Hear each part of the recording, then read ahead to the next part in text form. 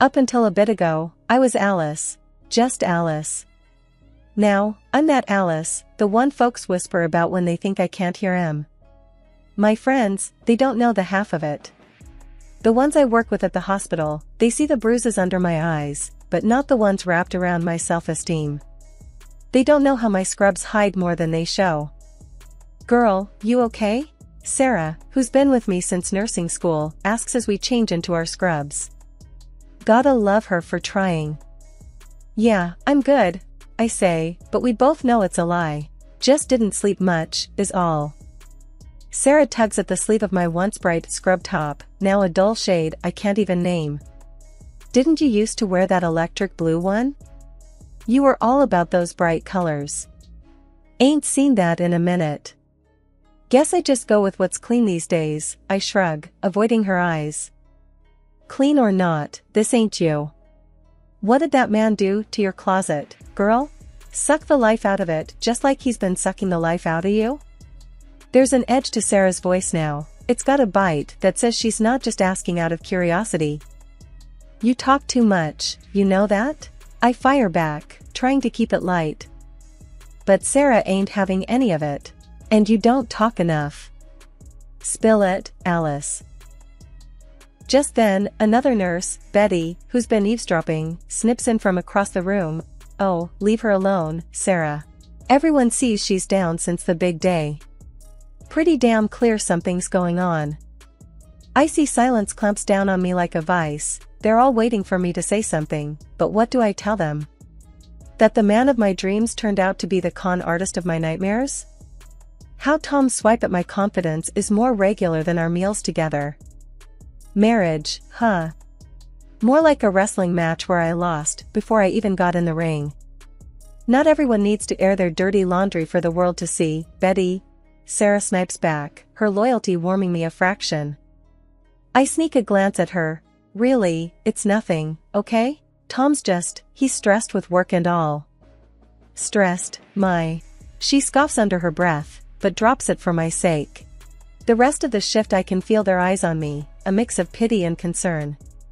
It's like I've become the lead in some bleak show where I didn't even audition. The day drags on and I lose myself in the comfort of routine, checking charts, handing out meds, comforting those worse off than me. At least at work, I can pretend I'm who I used to be. Clocking out feels like I'm walking the plank. The drive home is short, the dread long. Tom's car is in the drive when I pull up. My stomach's doing gymnastics, hoping today's a good day. But when I open the door, the air's thick with silence, worse than shouting. He's at the kitchen table, bills spread out like a losing hand of cards. His eyes flick up to me, and there ain't any welcome there. "You're late," is his curt greeting. "Traffic," I mumble, dropping my bag, the weight not just from the contents. He grunts, "Dinner?" "Sure. Gimme a minute to change." I stumble over the words, eager to get out of my scrubs and into something less me. In the bedroom, I swap my work greens for the gray sweater that seems to have become part of my skin. I catch my reflection in the mirror. Sarah's right. The colors, hell, they're gone, and not just from my closet. It's like I've faded to some dull version of myself, some upstanding man's wife who nods more than she speaks. I get to peeling potatoes, the knife's repetition numbing. Sometimes I think if I make the meals bland enough, they might just blend into the walls, into the air, and I can fade out with them, stop feeling like a damn fool for marrying a man whose sweet nothings turn sour as milk. Then, the silence breaks. "Alice, did you pick up my dry cleaning?" His voice cuts across the quiet. "Forgot, I admit. I'll get it tomorrow." He tsks, a sound that says more than his words do. "Never mind, I'll do it myself. Unlike some, I actually get things done." I don't argue. I've learned that much. Dinner goes by in a tense truce, me focusing on not stirring the pot, while he eats like it's just fuel. No words about the food, no words about us. At this point, I'm not sure which would be worse. Life's funny in a twisted sort of way. You wake up, do your thing, go to bed, and somewhere in all of it, you miss the moment everything tipped sideways. For me, it was the hours at work stretched out longer and longer, and home, well, that wasn't home no more. At the hospital, my shift seemed like a breeze next to my life with Tom. But damn if those hours weren't piling up like dirty laundry. 12-hour shifts turned into 14, then 16. Gotta make ends meet, right? It was a typical Friday, or whatever day it was. After enough double shifts, they all just sort of blend together. Around the millionth hour, I was sitting in the break room, trying to remember the last time I had a day off. Sarah dropped into the chair next to me, her coffee splashing over the side as she did. "You're still here? Jesus, Alice. You plan on just moving in?" I tried to smile, but it felt like doing a pull-up after an all-nighter. "The bank doesn't cash in smiles, Sarah." "You working the late shift again?" she asked, the concern in her eyes clear as day. Wringing my hands, I just nodded. "Tom thinks we need the extra cash. Bills and all that." Sarah's brows furrowed. "Not like he's bringing in any prizes with his job. When do you two even talk?" The break room felt too small right then. "He's busy," I mumbled, looking away. "Busy being king of the castle," she muttered under her breath. I knew better than to argue. "He's got a lot on his plate," I offered weakly, knowing even as I said it that Tom's plate was filled with nothing but complaints and excuses. The shift dragged on, my feet dragging along with it. Patience blurred together, suffering brushed past like just another symptom of my day. Heading home, the evening chill matched my mood. I stepped into the house, the silence greeting me like the unwanted neighbor it was. "I'm home," I announced to the emptiness. Tom appeared from somewhere, a sour look on his face. "Great, you can make dinner now. I'm starving." "Sure, Tom," I agreed, dropping my bag by the door. I was too tired for a fight, too tired to stand up and tell him that actually, no, I wasn't put on this earth just to make his dinner. Later, after I'd served a meal I couldn't taste, Tom was jabbing at the proteins and carbs on his plate like they'd done something to insult him. "What about that electric bill? They'll shut us off if you don't pay it." "Yeah, I know," I said, "I'll take care of it tomorrow."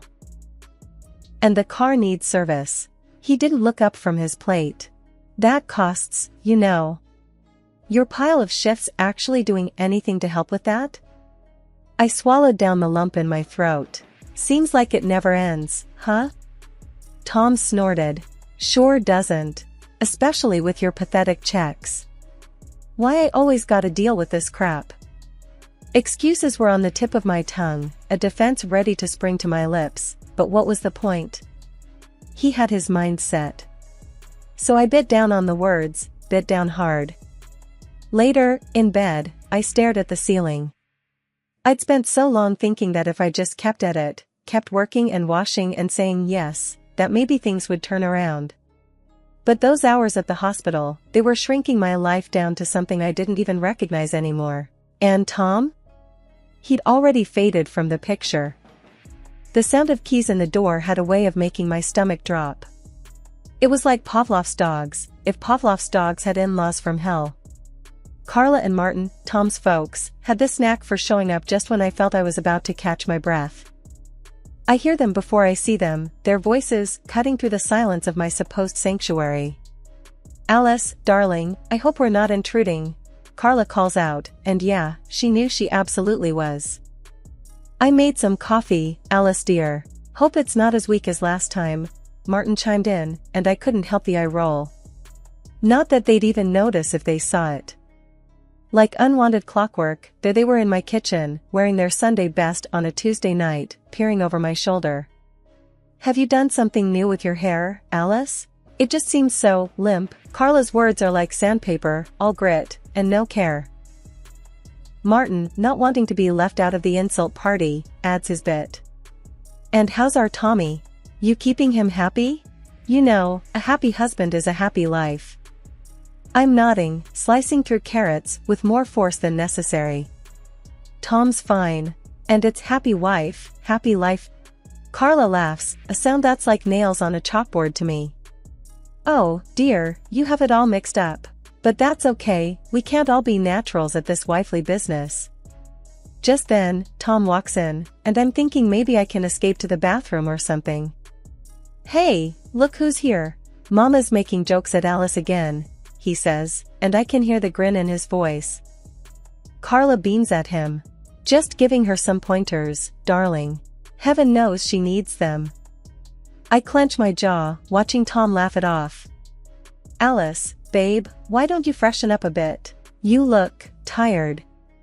It's like I'm not even there and they're discussing the weather or something equally as bland as Tom asks his parents about their day like I'm the help who's just left the room. Later, after what feels like the longest evening of my life, I'm scrubbing at a pot thinking, I can't do this anymore. I'm about to break, about to say something, when Tom leans against the doorframe. "Come on, Alice, don't be like that. It's family." "Family doesn't make you feel like crap, Tom." "Maybe not in fairy tale land, Alice. But in the real world, you gotta take the rough with the smooth," he says, and I can tell he thinks that's the end of it. "And when's the smooth coming exactly? Because I've had a rough few months," I shoot back, my voice is sharper than I intend. Tom throws his hands up and walks away. "You're being dramatic."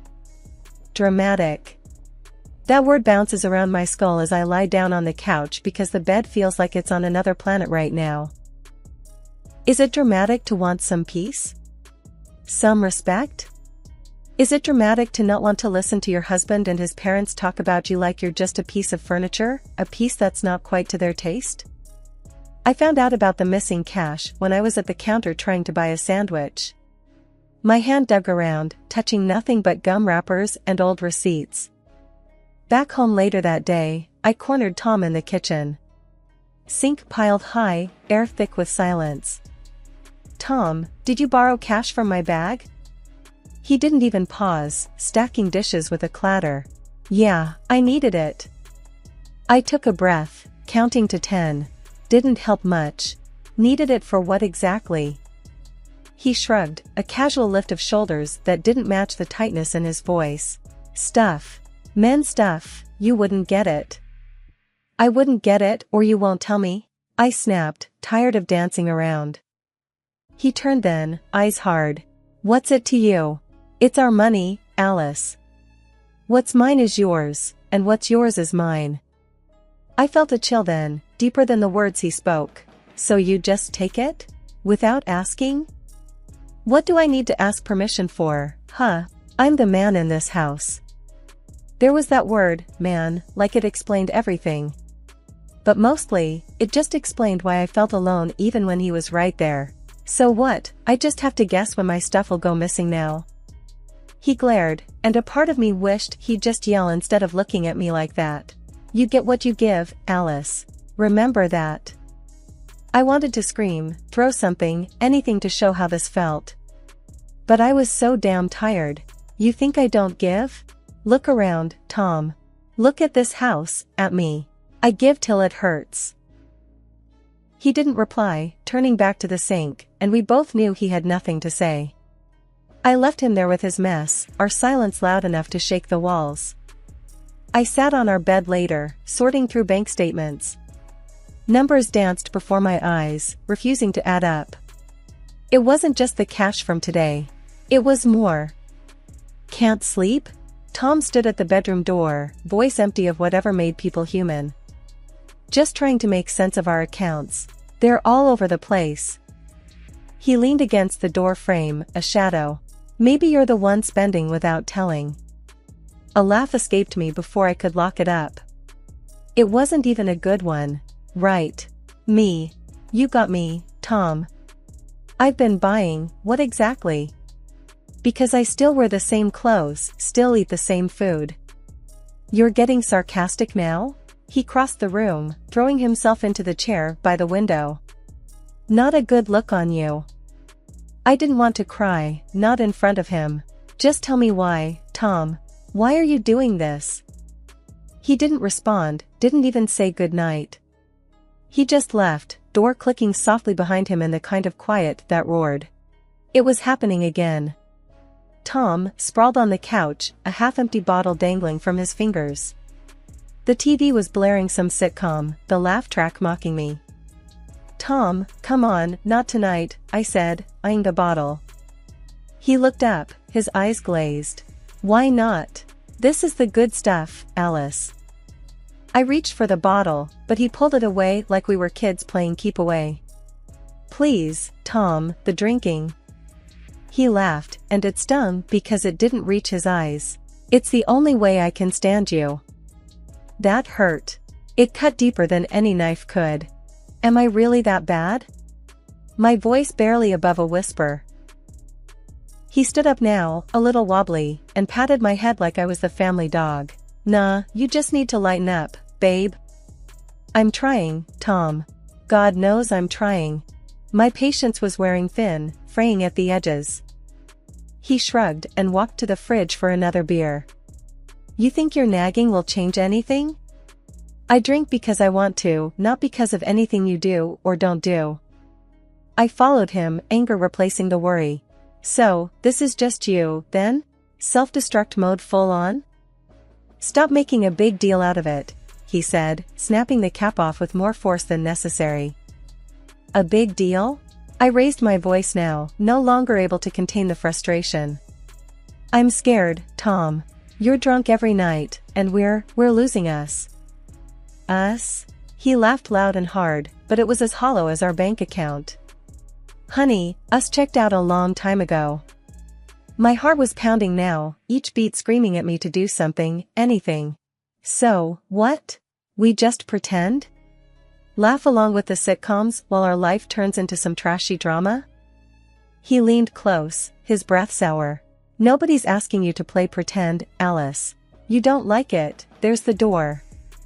That stung, that he could just throw me away. After all, we'd been through. If it's so easy for you, why don't you leave?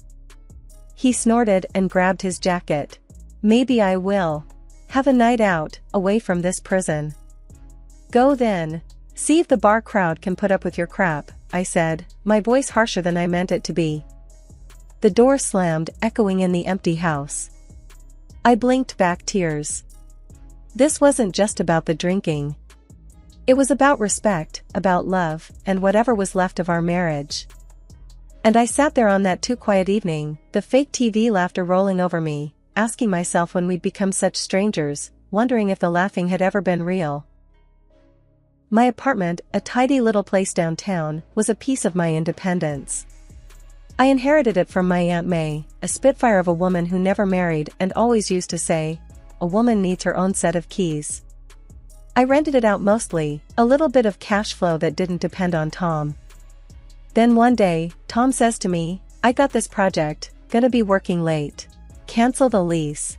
I need a spot to crash. Didn't sit right with me, but I did it, told the tenants it was family emergency stuff. A couple weeks in, I get this itch in my brain, like something's off. I'm not nosy by nature, but I need to see. So, I head over to the apartment, mid-evening. I had the spare keys since Aunt May's time. I walk in, and there it was, a whole other life sprawled across my inherited linoleum. Tom, with some woman I don't know, too cozy in the apartment that once belonged to my aunt. My heart didn't just break, it snapped like cheap plastic. His head turns, that grin spreading across his face. The kind of grin that means trouble. Why so surprised, Alice? It's not like you're fun anymore. Something in me went cold, like the freezer where Aunt May used to keep her vodka. Fun, I spat the word out like it tasted bad. So this is your idea of a late night at work? He yawned, stretched like he wasn't just caught in the wrong. Relax, Alice. It's nothing serious. Just blowing off steam, you know? I looked past him at her, sitting on the edge of the bed, grabbing at the sheets. You two have fun, I said, the words sharp as the keys in my pocket. Then I turned, marched myself straight out of that apartment, the door slamming shut like a gavel coming down. Tom just laughed, that ugly laugh of his, as I walked away. But that apartment? That little space was the last thing Aunt May left me. It was supposed to be my safety net, not a web of lies. And in that moment, I saw the whole thing for what it was, a farce. Tom never wanted a place to work late, he wanted a playground. I wasn't gonna be the fool in his game. Not anymore. That was the revelation, not just Tom and his mistress, but the truth that my keys, my independence, was the real love affair I needed to rekindle. Walking into what used to be our home, the place felt suffocating. There I was, in the thick of it all, forcing myself to skim through years stuffed in drawers and closets. Each shirt I folded was like turning a page I had read two wrong times. Every piece folded was another "I'm done." I didn't even need the heavy air to tell me, every corner of that place was yelling it at me anyway. The dusty photo frames caught my eye, and for a hot second, I considered wiping them clean. But, nah, let the past catch dust. I pulled out the suitcase, the one with a broken wheel, oh, the irony, and started packing up. "Hey, you're making quite a racket there, aren't ya?" His voice cut through from the living room, pulling up memories I'd rather keep boxed up. "Just packing what's mine," I called back, my voice steady. "Taking the good wine glasses?" he jabbed, half interested. "Don't need 'em. You can toast to your crap alone." A grunt from him, and the sound of his boots on the tile. I kept my focus on the suitcase, no, not even a glance his way. "Where you gonna go?" he tossed out, casual, like he's asking about the weather. Away. That's all he needed to know. "Need some cash?" The offer was flippant, almost mocking. "Keep your money." My voice was ice. "I'm good." He grunted again, coming closer. "Never thought you'd walk out." "Neither did I. Surprise, surprise."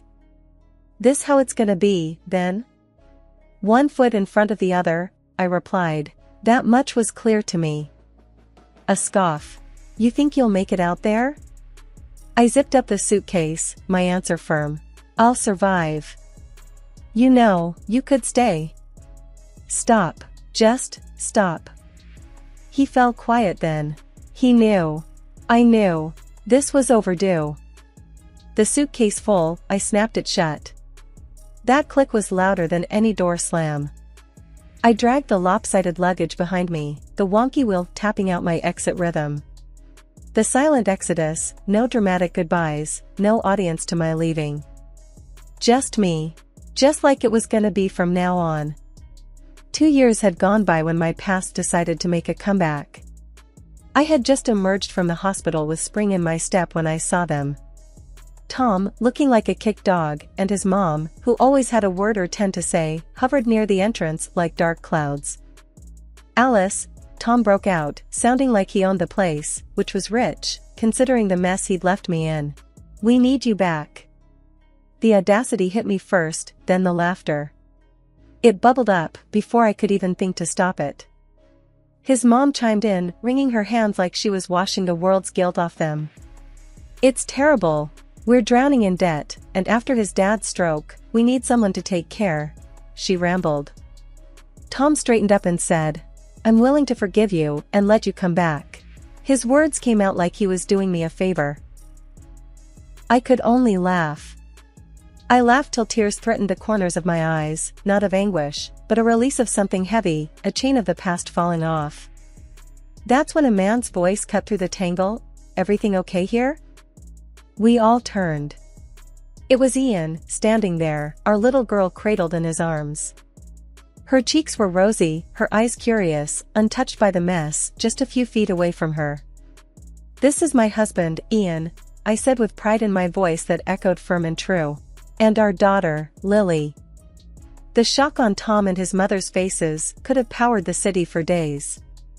My life had moved on while they'd remained stuck, playing reruns of a show no one wanted to watch again. Tom's mouth opened and closed, no sound coming out. His mom looked like she'd swallowed a wasp. The difference from 2 years ago struck me then, how much standing there meant. It wasn't about who I stood beside, it was about who I stood as. Stronger, surer, and wrapped in the kind of joy that doesn't fade. I steered Ian and Lily away from the demands, the debt, away from a history that could only ever be just that, history,